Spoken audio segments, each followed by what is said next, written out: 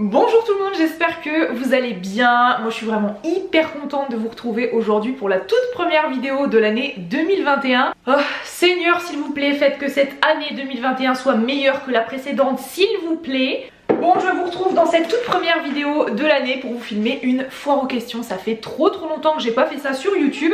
Alors première question, comment vas-tu après cette année 2020? Pressée ou anxieuse pour la suite? Bah écoutez, actuellement je vais plutôt bien. Là je filme voilà, de mon bureau que j'ai un petit peu réaménagé pour cette occasion.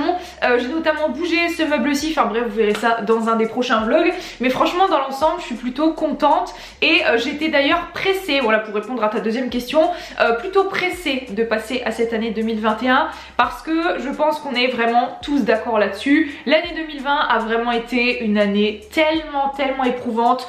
J'ai l'impression que j'ai vécu un ascenseur émotionnel et vraiment de très fortes émotions, que ce soit des émotions très négatives ou très positives au fur et à mesure de l'année. Je pense qu'on en reparlera dans les prochaines questions. Donc ouais, franchement je vais bien, c'est gentil de le demander. Je vais même très bien actuellement. Au moment où je filme cette vidéo, nous sommes le lundi 4 janvier si je ne dis pas de bêtises. Et franchement je vais très bien. Ça me fait tellement de bien de passer à autre chose par rapport à cette année 2020 et de recommencer sur un nouveau départ, une nouvelle année en 2021. Franchement je sais pas si vous êtes comme moi, n'hésitez pas à me dire en commentaire. Mais moi chaque fois, à chaque nouvelle année je suis plutôt contente et je ne suis pas du tout anxieuse de démarrer cette nouvelle année, au contraire. Deuxième question, comment s'est passée la transition entre ton ancien métier de PE et celui de créateur de contenu? Alors clairement cet été, donc l'été 2020, lorsque vraiment j'ai arrêté définitivement d'être prof des écoles, même si j'avais pris ma décision vraiment bien en amont parce que j'avais décidé ça à peu près en janvier 2020, donc ça fait à peu près un an que j'avais pris cette décision, et malgré le fait que j'ai eu beaucoup de mois pour m'y préparer psychologiquement, je vous avoue que cet été ça a été un chamboulement énorme dans ma vie, comme vous vous en doutez. Dès qu'on change en fait un trait aussi important dans sa vie, je pense que les gens qui ont clairement changé totalement de voie professionnelle voient ce que je veux dire. Ensuite arrive le mois de septembre et là j'avoue que j'étais très contente de faire une rentrée différente des années passées. La toute première rentrée d'ailleurs en tant que créatrice de contenu à mon compte et tout, vraiment une joie intense. Mais à côté de cette joie intense, j'avoue que j'étais un petit peu perdue. Je dis pas perdue dans le sens négatif et tout, pas du tout. Vraiment cette transition elle a pas forcément été très simple pour moi je dirais, parce que ça a été un tellement énorme chamboulement dans ma vie que même si j'étais hyper contente et tout, il a fallu, comme toute personne qui se met à son compte ou qui change de boulot, c'est vraiment le fait de me créer moi-même une nouvelle routine, un nouveau rythme, une nouvelle fréquence de vidéos, que je trouve ma patte au niveau du montage, au niveau des miniatures, etc.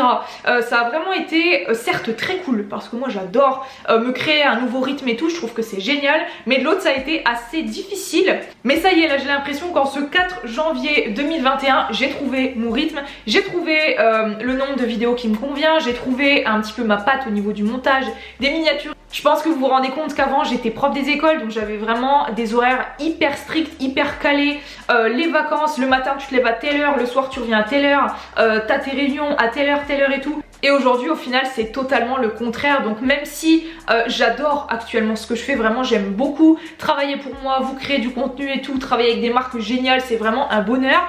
Mais il a fallu malgré tout que je me trouve un nouveau rythme qui me corresponde à 100%. Et ça je pense que vous vous rendez compte que ça ne se fait pas en 2 semaines, ça a mis plusieurs mois. Mais je pense qu'aujourd'hui, en ce 4 janvier 2021, j'ai enfin trouvé un rythme de vie qui me correspond à 100%. Donc franchement je suis trop contente. Troisième question pour 2021, vas-tu faire des contenus plus PE ou lifestyle? Alors clairement je pense faire les deux en fait, comme j'ai toujours fait sur ma chaîne. Je pense que l'un peut très bien aller avec l'autre au final sans aucun souci.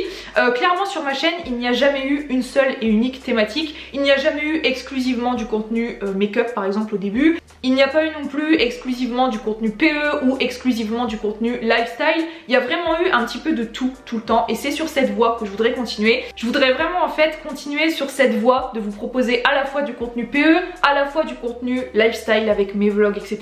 Peut-être aussi d'autres contenus que j'aimerais créer en cette année 2021 2021, on en parlera voilà plus tard. Pour l'instant c'est uniquement sur papier, mais il y a des trucs que j'aimerais faire en 2021, donc je croise les doigts pour pouvoir créer ce potentiel contenu, on verra bien, mais dans tous les cas il y aura à la fois du contenu PE et à la fois du contenu lifestyle comme toujours. Quatrième question, n'as-tu pas peur de te lasser de travailler de chez toi? Alors ça vraiment ça a été une question qui m'a été énormément posée depuis que je me suis lancée à mon compte en freelance. Alors clairement non, je n'ai absolument pas peur de me lasser de travailler de chez moi.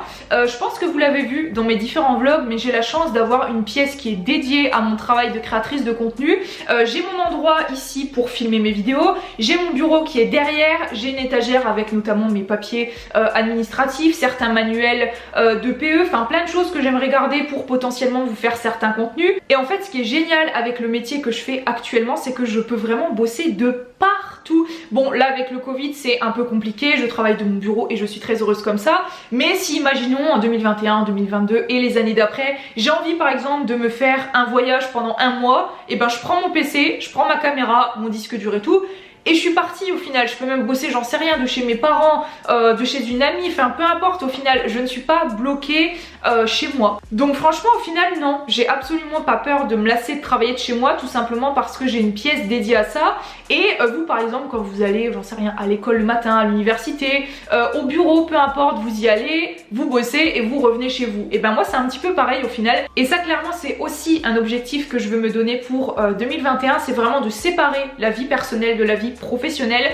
Et comme je suis en train de le faire aujourd'hui, genre je me suis levée ce matin, je me suis fait un café, bon là c'est le début d'après-midi, je m'en refais un, et en fait je me dis je ne sors pas de mon bureau tant que je n'ai pas terminé de répondre à mes emails ou fait mon montage, filmer ma vidéo, peu importe, donc selon les objectifs que j'ai à faire dans la journée. Mais en gros ça me permet vraiment de séparer ma vie personnelle et ma vie professionnelle, et je me dis que je vais vraiment profiter du fait d'avoir cette pièce pour moi et d'en faire mon espace de travail. Et quand je sors de cette pièce, je ne suis plus au travail psychologiquement, vous voyez ce que je veux dire? Cinquième question, si demain YouTube n'existait plus, repasserais-tu le CRPE? Donc le CRPE, pour celles et ceux qui ne connaissent pas, c'est le concours pour devenir professeur des écoles. Donc en gros si YouTube n'existait plus, est-ce que je repasserais le concours et tout, l'année de PES pour redevenir maîtresse dans l'éducation nationale?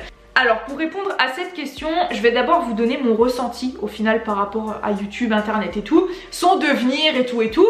Clairement, YouTube étant, si vous ne le savez pas, le deuxième moteur de recherche au monde juste après Google, c'est vraiment une plateforme qui a été pour le coup en plus créée en 2005, qui est vraiment assez jeune comme plateforme par rapport genre à la télé ou genre de trucs qui existent depuis des décennies. Donc déjà voilà, c'est mon ressenti personnel. Je ne pense pas qu'un jour YouTube n'existera plus, je pense peut-être que ça va changer, évoluer, mais de là à ce que YouTube et internet de manière générale n'existent plus, peut-être que je serai sur une autre plateforme, peut-être que j'aurai évolué ci et là, mais dans tous les cas je ne pense pas que YouTube un jour s'effondrera, ou peut-être que si, on ne sait pas, mais en tout cas c'est mon avis personnel. Après voilà, clairement on n'est pas à l'abri qu'un jour YouTube crash ou qu'internet crash, je ne sais pas, et clairement si un jour ça arrive, parce qu'on ne sait jamais, je ne pense pas, et je suis même sûre que je ne repasserai pas du tout le CRPE, tout simplement parce que c'est un truc qui ne me correspondrait plus à 100%, comme je l'avais dit voilà, dans ma dernière vidéo FAQ par rapport au métier de PE et tout. C'est un métier qui me correspondait qu'à 50%. Voilà, j'avais de plus en plus envie d'être libre, envie d'être ma propre patronne, envie de bosser pour moi, de créer des choses entre guillemets de mes propres mains qui mélangent l'artistique au montage, à la réflexion et tout. Et clairement je pense que j'ai trouvé vraiment le métier qui me correspond. Je ne repasserai pas le CRPE, même si ça arrivait, tout simplement parce que je me suis rendu compte que c'était un métier dans lequel j'étais pas forcément épanouie à 100%, et je le suis aujourd'hui. Donc je me dis que peut-être dans 10 ans, dans 20 ans, j'aurai envie de bifurquer ailleurs, mais dans tous les cas non, je ne pense pas repasser le CRPE un jour. Prochaine question qui n'a strictement rien à voir pour le coup, voudrais-tu avoir des enfants? Oui, j'aimerais avoir des enfants plus tard, voilà, c'est pas un truc que j'aimerais de suite. Je sais qu'il y a des gens qui sont prêts assez tôt, il y a des gens qui sont prêts assez tard, et pour le coup je suis de la partie de dire qu'il n'y a absolument aucun âge pour faire des enfants. Et si tu as envie d'en avoir, encore une fois il y a des gens qui ne veulent pas d'enfants, il y a des gens qui en veulent, qui en font assez tôt entre guillemets, d'autres qui en ont assez tard. Moi je ne sais absolument pas quand est-ce que ça arrivera, mais ce que je peux vous dire c'est que clairement je n'en veux pas tout de suite. Donc oui, je veux des enfants, mais pas tout de suite, on va encore attendre un petit peu, hein. Prochaine question, tes nouvelles résolutions. Alors là, j'en étais sûre en janvier 2021 qu'on allait forcément avoir une question sur les résolutions. La première résolution, donc le premier objectif que j'aimerais appliquer pour cette année 2021, qui va être peut-être un petit peu cucu, clairement, mais c'est la vérité, j'aimerais m'épanouir davantage encore en cette année 2021, que ce soit dans ma vie personnelle, que ce soit dans ma vie professionnelle, profiter de ma vie à fond, genre pas à 90%, à 100%, je veux pouvoir profiter de tout, être heureuse, profiter du fait que je suis en bonne santé, profiter du fait que mes proches sont en bonne santé, là on parle pas du matériel et tout, mais vraiment juste être heureux de ce qu'on a dans la vie, s'épanouir et du bonheur, c'est tout. Le deuxième objectif que j'aimerais me fixer pour cette année 2021, c'est tout simplement, je pense que vous en doutez, de développer mon entreprise naissante, parce que du coup c'est une baby entreprise qui est née du coup en septembre 2020 et j'aimerais forcément pouvoir la développer. Et aussi troisième résolution, de créer vraiment voilà, en relation avec mon entreprise, son développement et tout, de créer du contenu qui me fasse plaisir à moi en premier. J'ai eu tendance ces derniers mois à essayer de faire plaisir à tout le monde en termes d'abonnés, que ce soit des abonnés YouTube, des abonnés Instagram, les DM qu'on pouvait m'envoyer en mode oui c'est quand telle vidéo sort, j'aimerais bien que telle vidéo sorte et tout. Et je me suis rendu compte qu'en voulant essayer de faire plaisir à tout le monde, et ben je me perdais totalement dans mon contenu, j'en perdais ma créativité, j'en perdais ma productivité. Je pense que si vous voyez quelqu'un derrière votre écran, que ce soit sur YouTube, Instagram et tout, qui est hyper épanoui et tout, vous allez le ressentir et je pense que vous allez kiffer ce genre de truc. Enfin moi j'adore regarder les gens qui sont hyper bien dans leur basket, qui sont dans la joie, dans la bonne humeur, qui kiffent ce qu'ils font et tout, quoi que ce soit d'ailleurs. Et je pense que c'est ça le plus important et ce sera une de mes dernières résolutions importantes entre guillemets de 2021. C'est vraiment de créer du contenu qui me fasse plaisir à moi en premier et juste qui me fasse kiffer. Prochaine question, as-tu le projet de venir sur Poitiers? Alors, Poitiers, moi il faut savoir que je suis déjà allée 2 fois, je crois, pour aller au Futuroscope. Je pense que tout le monde connaît Poitiers notamment pour ça et franchement c'était très cool. Et puis clairement avec le Covid etc, toutes les restrictions qui en découlent, c'est très compliqué, ne serait-ce que de partir en week-end, partir en vacances. Ça fait quasiment 1 an du coup que le Covid est arrivé en France et depuis ça en fait on n'est absolument pas parti, ne serait-ce qu'en week-end, ne serait-ce qu'en vacances avec mon chéri, parce qu'on estime que faut faire gaffe tout simplement. Et puis je me dis au final on va partir, imaginons à Poitiers, voilà, avec mon chéri, on se fait un week-end là-bas et tout. Qu'est-ce qu'on va faire? Les restaurants sont fermés. La plupart des choses à faire en activité, loisirs et tout sont fermées également. Je vois pas trop ce qu'on pourrait faire. Et on attend impatiemment que ce Covid se barre pour pouvoir enfin se faire un week-end, que ce soit à Poitiers, que ce soit en France, à l'étranger, peu importe.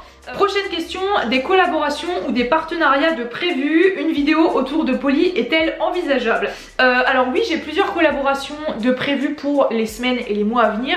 Je fais une petite parenthèse, mais vraiment je suis trop contente au final de pouvoir sélectionner moi-même des marques en qui j'ai confiance, avec qui je veux travailler, c'est vraiment juste trop cool. Donc oui, j'ai des collaborations / voilà, partenariats qui sont prévus dans les semaines et dans les mois à venir. Il y en a qui sont encore en suspens, je dois faire notamment quelques visios, répondre à des emails, voir pour voilà, ce qu'on a envie de faire ensemble et tout. On va dire que certaines sont prévues et certaines sont en cours, voilà. Et concernant Polly, je ne pense pas que je ferai une vidéo sur elle, tout simplement parce que je ne saurais pas trop quoi faire honnêtement. N'hésitez pas à me dire en commentaire si vous auriez envie d'une vidéo sur Polly, à part peut-être une vidéo humoristique ou une vidéo sur son histoire, parce que Polly a une histoire pour celles et ceux qui me suivent depuis un petit moment. Au pire ça aurait pu être ça aurait pu être mignon et tout, mais à part ça je vois pas du tout ce que j'aurais pu faire sur cette vidéo avec Polly. N'hésitez pas encore une fois à me dire ça en commentaire si vous avez une idée, mais là personnellement j'ai pas forcément d'idée de mon côté. Prochaine et dernière question d'ailleurs, as-tu des projets qui vont nous surprendre? Alors oui, j'ai des projets pour 2021, notamment un auquel je pense actuellement, qui est malheureusement assez compliqué à mettre en place avec le Covid. C'est pour ça que j'essaye d'y réfléchir en amont et tout, et voir si je vais pouvoir, j'espère, le mettre en place en 2021. Et il y a moyen, oui, que vous soyez surpris, tout simplement parce que je n'en ai jamais parlé ici, et ça pourrait être juste grave cool et aider beaucoup de personnes. Du coup, je garde ça dans ma tête sur mon PC stressée et tout. Je prépare ça un petit peu à l'écrit pour 2021. Je croise les doigts vraiment pour que ce Covid se barre en cette année 2021. J'espère de tout cœur pour pouvoir mener ce projet à bien parce que franchement, ça pourrait être juste grave cool. Bon bah voilà tout le monde, j'ai terminé cette vidéo et mon café est encore froid, on le voit pas mais j'ai quasiment rien bu.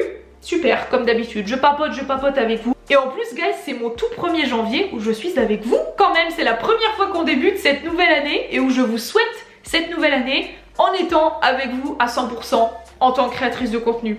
Oh, c'est pas beau ça? C'est magnifique, c'est magnifique, c'est magnifique. Donc franchement, malgré le fait qu'il y ait énormément de personnes qui ne veulent pas forcément souhaiter la bonne année parce qu'ils pensent que ça va reporter la poisse et tout, moi je vous la souhaite vraiment bonne année, encore une fois, bonne année 2021. Je vous souhaite que du bonheur, que du positif et moi je suis tellement contente de pouvoir vous souhaiter la bonne année ici pour la toute première fois en étant à 100% avec vous.